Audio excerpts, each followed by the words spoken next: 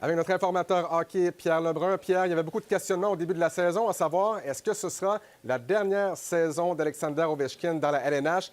Malgré ses 40 ans, 61 points, 31 buts. C'est le meilleur buteur du côté des Capitals de Washington. Et là, hier, Ovi a mentionné, je vais attendre à cet été avant de prendre ma décision. Et ça place le directeur général de l'équipe dans une position d'attente. C'est une position quand même difficile là, pour Patrick. Oui, peut-être que c'est difficile, mais je peux te dire, écoute, j'ai eu une longue entrevue avec Chris Patrick, le DG des Capitals, hier, juste par hasard, la même journée qu'Ovechkin a fait ses nouvelles, ici à Toronto. Et puis Chris Patrick est bien correct avec ça parce que, écoute, c'est sûr que les Capitals espèrent qu'il va jouer une autre saison. Alors, il va être patient.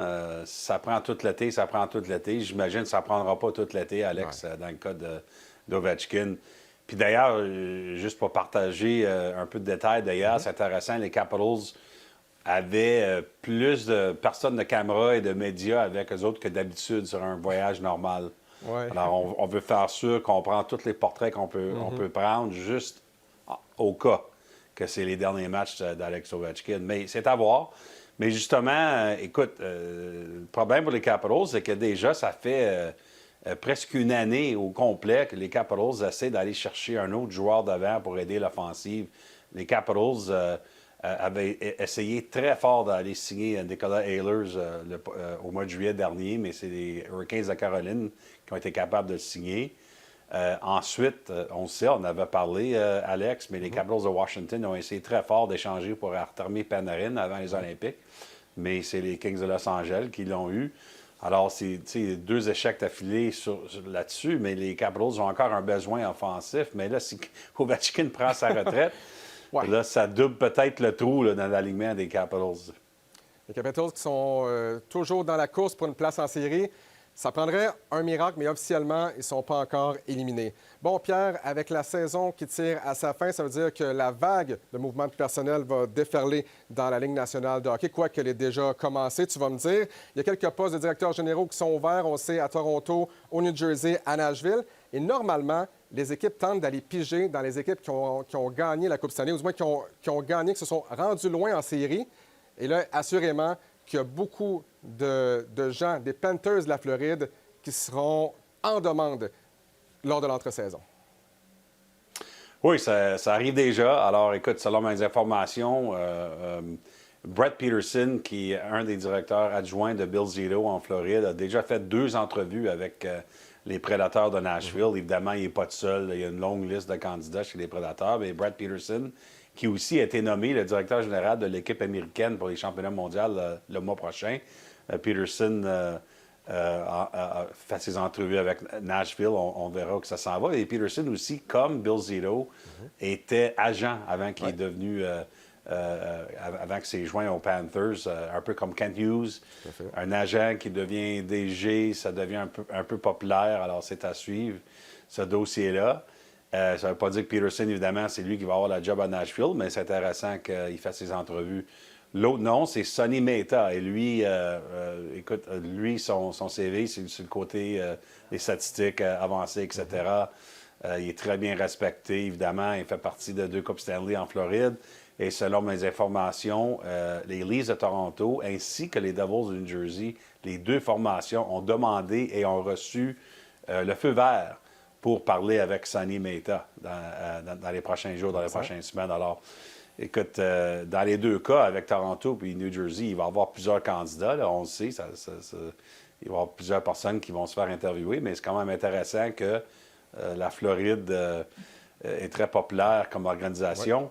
L'autre chose aussi là-dedans, je te dirais, Alex, c'est que c'est pas toujours le cas que le DG va dire oui quand on demande la permission, mais dans le cas de Bill Zito, puis je le sais dans les conversations que j'ai eues avec lui dans le passé, durant les années, lui il a vraiment apprécié le fait que les Blue Jackets de Columbus, dans le temps, lorsque lui était directeur adjoint, ont toujours dit oui lorsque d'autres équipes voulaient lui parler pour leur entrevue. Puis en fait, il était parti des entrevues à Edmonton pour le DG, à New Jersey, à Minnesota, plusieurs organisations avant finalement, il a eu sa chance avec la Floride. Alors, je pense qu'il veut faire la même chose pour ses adjoints en Floride. S'il y a une équipe qui veut te parler pour le DG, on va dire oui.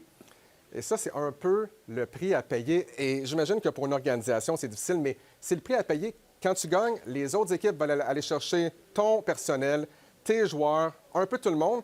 Et là, comment tu gardes une culture gagnante quand tu perds des joueurs à droite et à gauche, quand tu perds un adjoint au directeur général aussi? C'est pas évident là, d'avoir du succès sur le long terme dans la Ligue nationale de hockey. Non, c'est ça qui est difficile, mais écoute, à la fin de la journée, il y a aussi une partie de fierté quand que les autres équipes veulent venir embaucher des gens. Un exemple, c'est que Julien Brisebois a perdu quelqu'un de très spécial en Mathieu Darche l'année passée, lorsque les Islanders l'ont embauché comme DG, mais aussi il y a de la fierté pour Julien Brisebois qu'on est venu chercher son adjoint. Alors ça aussi, ça fait partie de sa culture, je pense, dans la Ligue nationale, que oui, c'est pas le fun d'avoir remplacé certaines personnes, mais en même temps, il y a de la fierté là-dedans. Bruce Cassidy a été congédié par les Golden Knights de Vegas le 29 mars dernier. Depuis ce temps-là, 4 victoires de suite pour les Golden Knights. Tu as eu la chance d'échanger quelques textos avec Bruce Cassidy. Je peux me tromper, mais est-ce que c'est moi ou Cassidy n'a essentiellement pas eu de pause depuis qu'il s'est joint même à l'organisation des Bruins de Boston? Est-ce que justement il va profiter des prochains mois, prochaines années pour prendre une petite pause ou il veut vraiment retourner derrière un banc de la Ligue nationale de hockey dès septembre prochain? Ben, tu as raison, Alex, tu as une bonne mémoire. Bruce Cassidy, qui a eu le job entraîneur-chef à Boston en 2017, il a été coach là pendant presque 6 ans. Il a été congédié. Et puis, 8 jours plus tard, a été embauché par les Golden Knights de Vegas. Et ensuite, il est entraîneur-chef à Vegas pendant 4 ans. Alors, c'est une décennie pour Bruce Cassidy sans avoir trop de pauses. Alors, justement, c'était ça ma question pour lui il y a quelques jours. Est-ce que tu es prêt à retourner là-dedans ou le fait que Bruce Cassidy, on le sait, il y a une autre année son contrat avec Vegas qui doit le payer, peut-être prendre un petit repos? Et la réponse a été vite. Je peux te dire, Alex, la réponse a été non. Pas de repos. J'espère d'être embauché cet été lorsque les équipes regardent embaucher les entraîneurs-chefs. Il est prêt, encore une fois, à aller dans le bain. Puis écoute, si tu regardes son pourcentage, son pourcentage de gagnants, c'est un gars qui va être numéro 1, je pense, parmi les entraîneurs-chefs qui sont agents libres. Merci beaucoup, Pierre Lebrun. Et comme toujours, on invite les gens à se rendre sur la chaîne YouTube de RDS pour écouter notre conversation dans son intégralité. Bonne journée, Pierre. À bientôt.